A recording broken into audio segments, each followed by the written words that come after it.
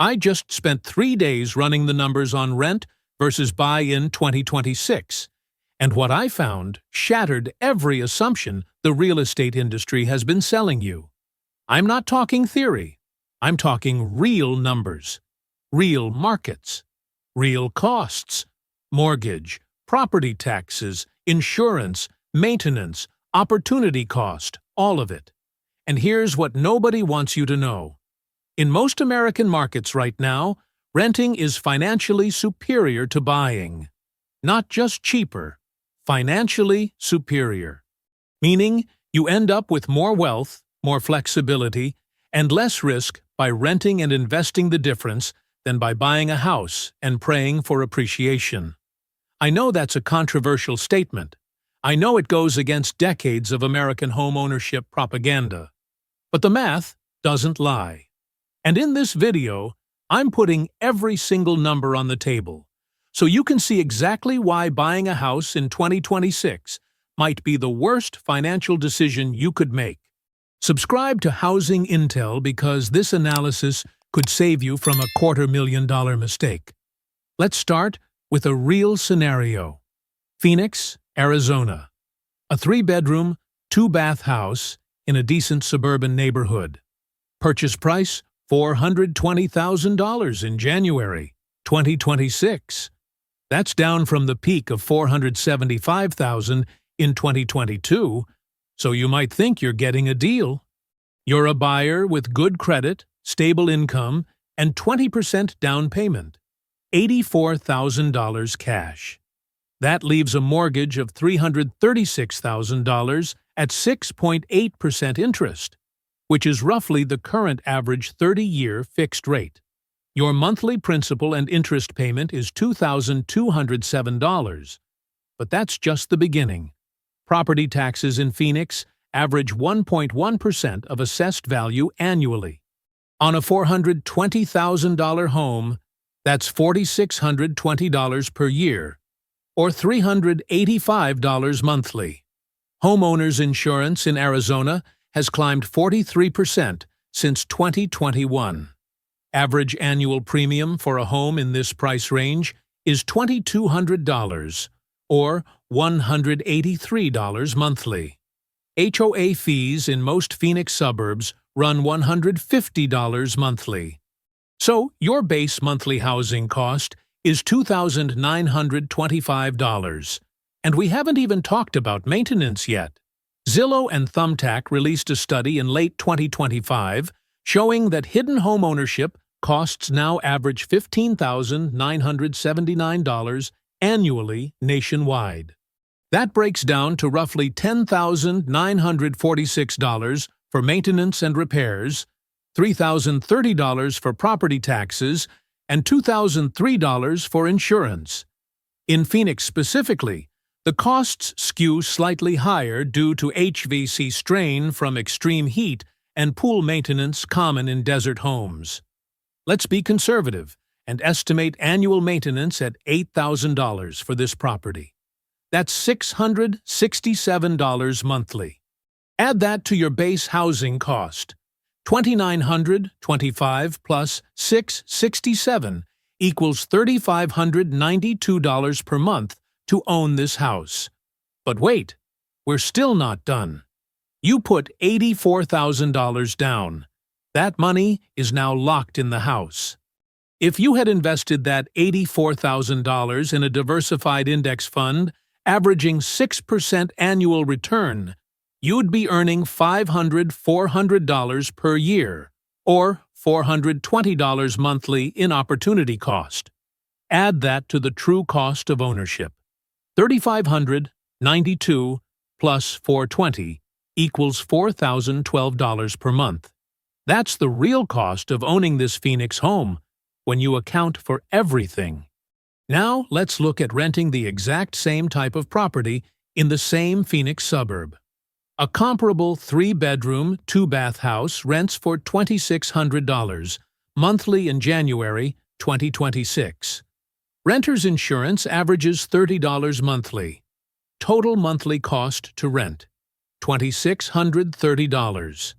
The difference between buying at $4,012 and renting at $2,630 is $1,382 per month. Over 1 year, that's $16,584. Over 5 years, that's $82,920. But here's where it gets interesting. What if, instead of buying, you rented and invested that $84,000 down payment plus the $1,382 monthly savings? At a conservative 6% annual return, after 5 years you'd have accumulated $173,400 in investable assets. Meanwhile, the homeowner has paid down roughly $32,000 in mortgage principal and hopefully gained some appreciation. Let's say Phoenix home values appreciate 2% annually over the next 5 years. That $420,000 home is now worth $463,000. Subtract the remaining mortgage balance of $304,000, and the homeowner has $159,000 in equity. The renter who invested has $173,400. The renter comes out $14,400 ahead, with zero maintenance headaches, zero property tax surprises, zero insurance premium shocks, and complete mobility to relocate for better job opportunities.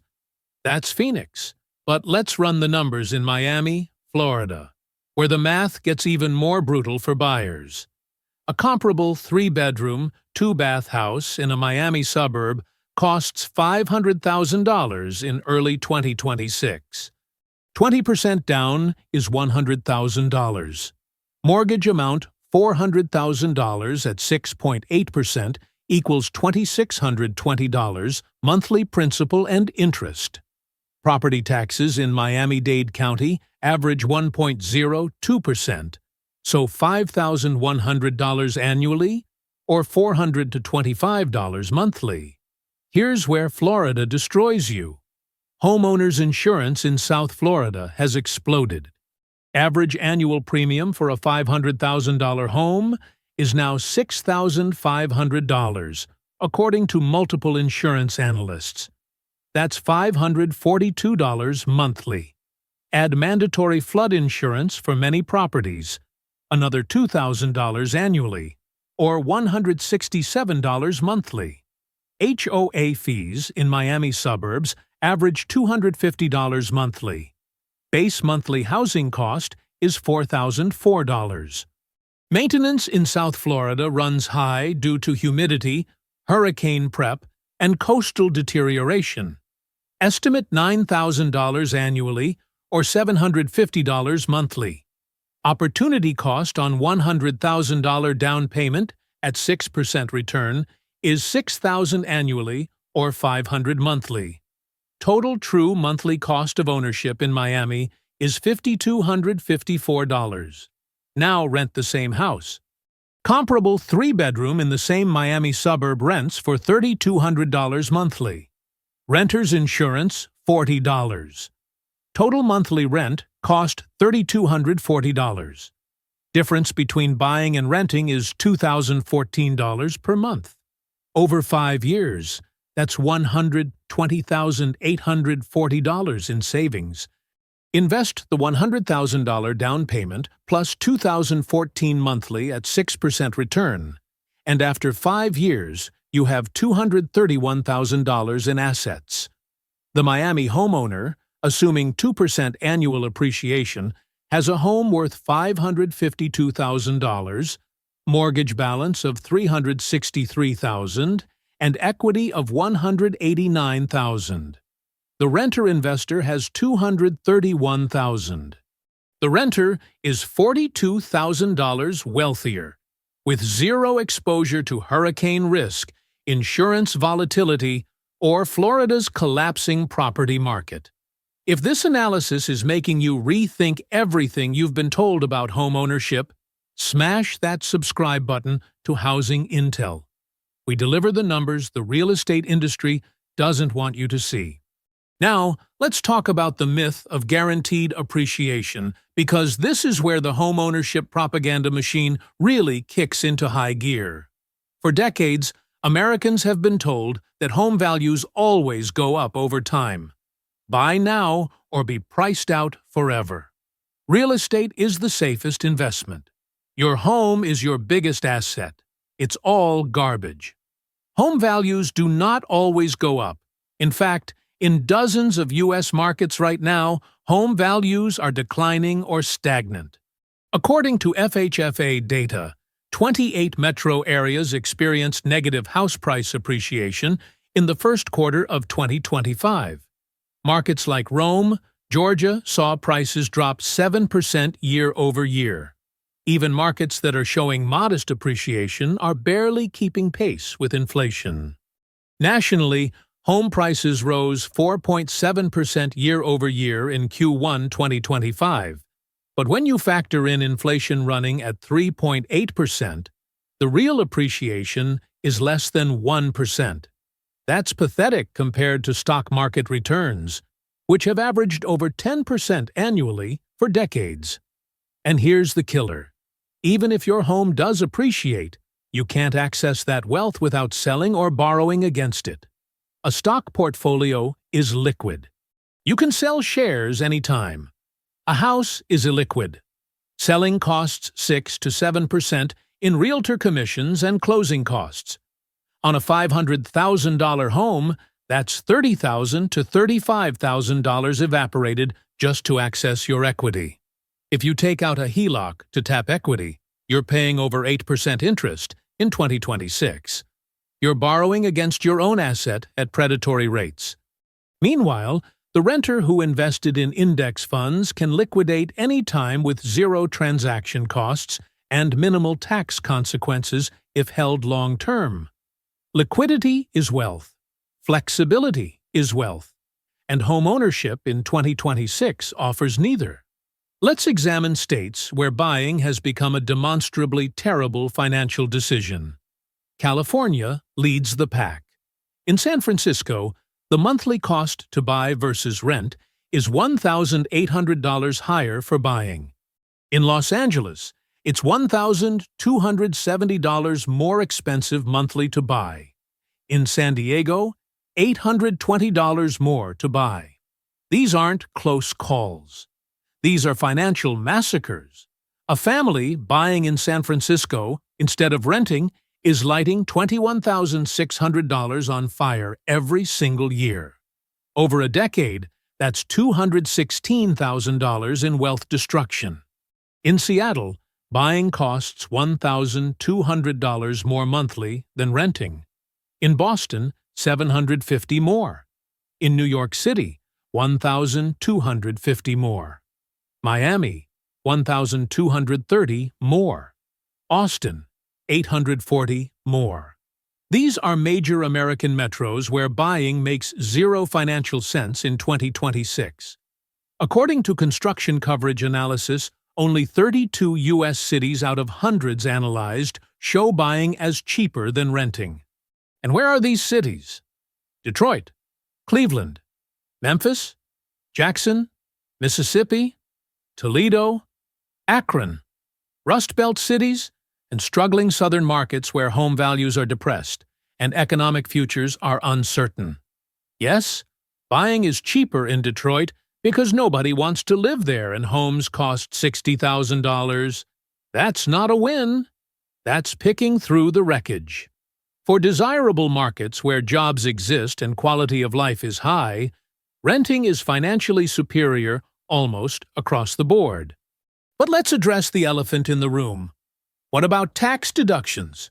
Don't mortgage interest and property tax deductions make buying more attractive? Not anymore. The Tax Cuts and Jobs Act of 2017 nearly doubled the standard deduction. For 2026, the standard deduction is $14,600 for single filers and $29,200 for married couples filing jointly.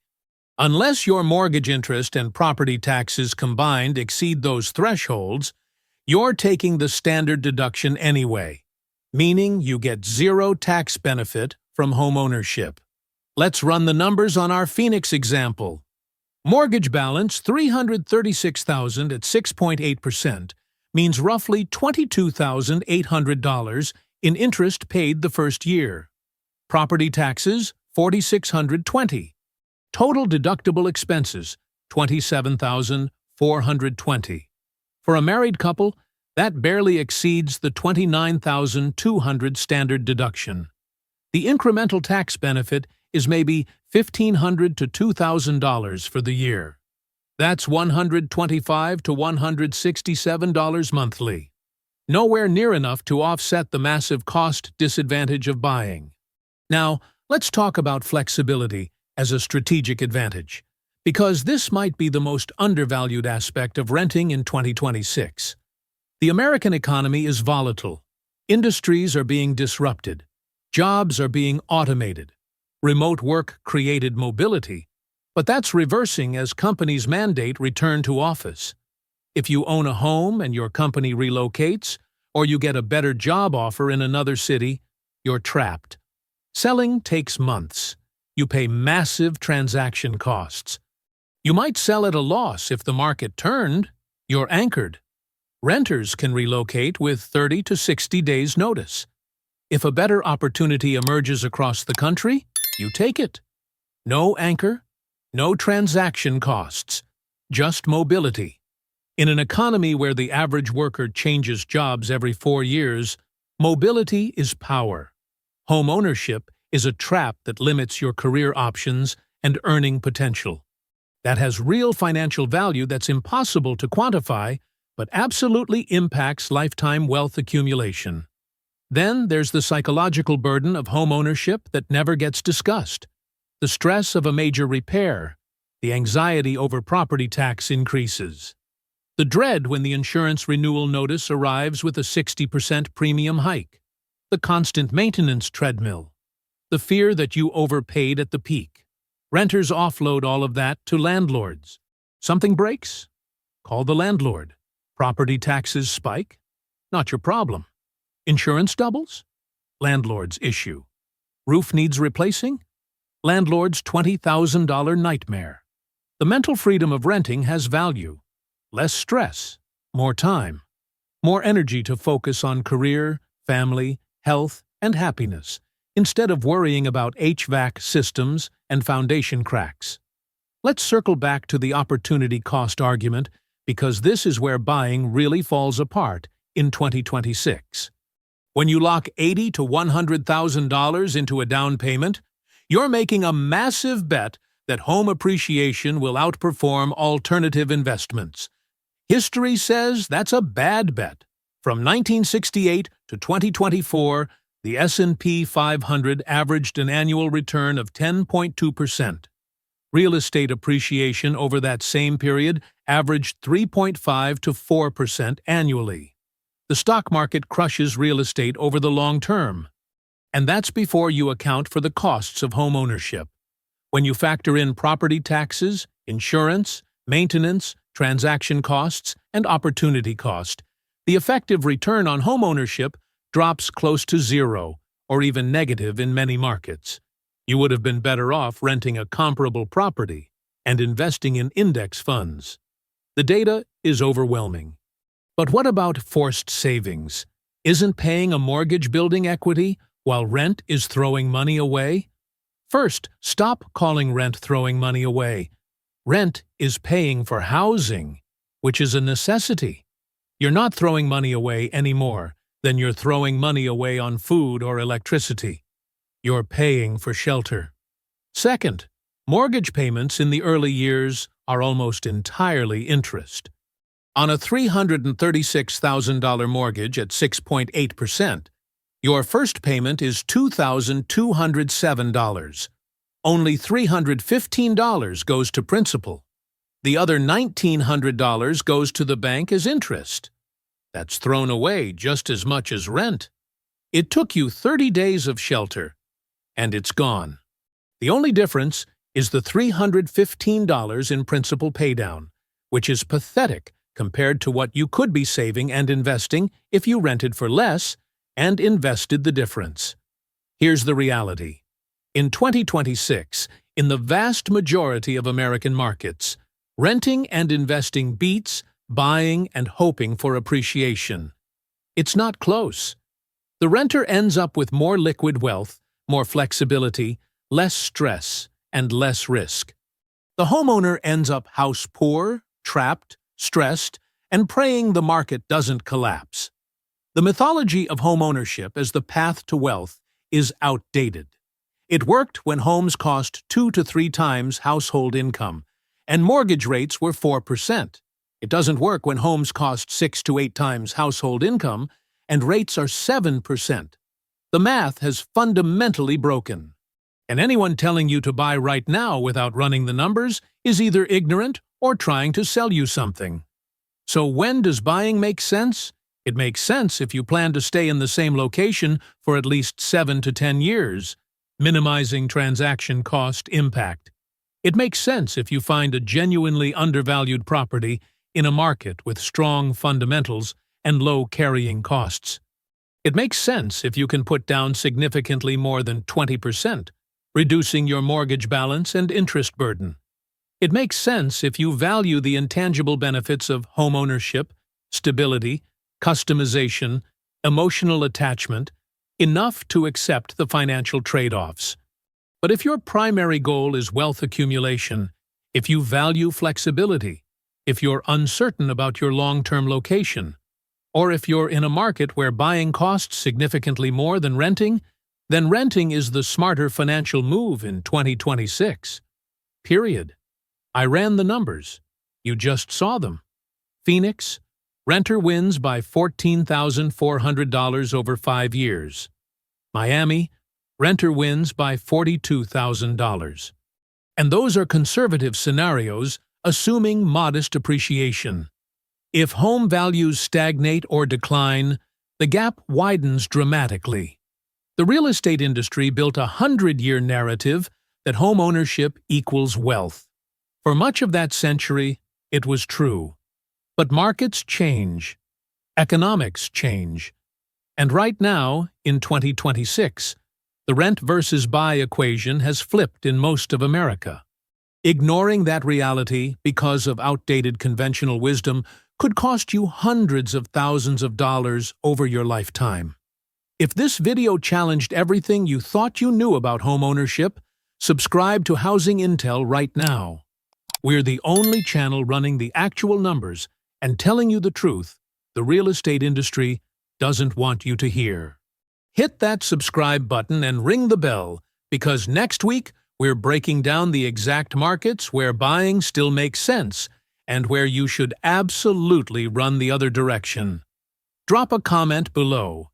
Are you renting or buying in 2026? What's your market looking like? We read every single comment because your real-world experiences matter. The American dream used to be homeownership. In 2026, the American dream should be financial freedom. And for most people, in most markets, financial freedom means renting smart, investing aggressively, and staying mobile. The numbers don't lie. I just showed you the math. Now the decision is yours. Choose wealth over tradition. Choose flexibility over anchors. Choose reality over mythology. That's how you win in the 2026 housing market.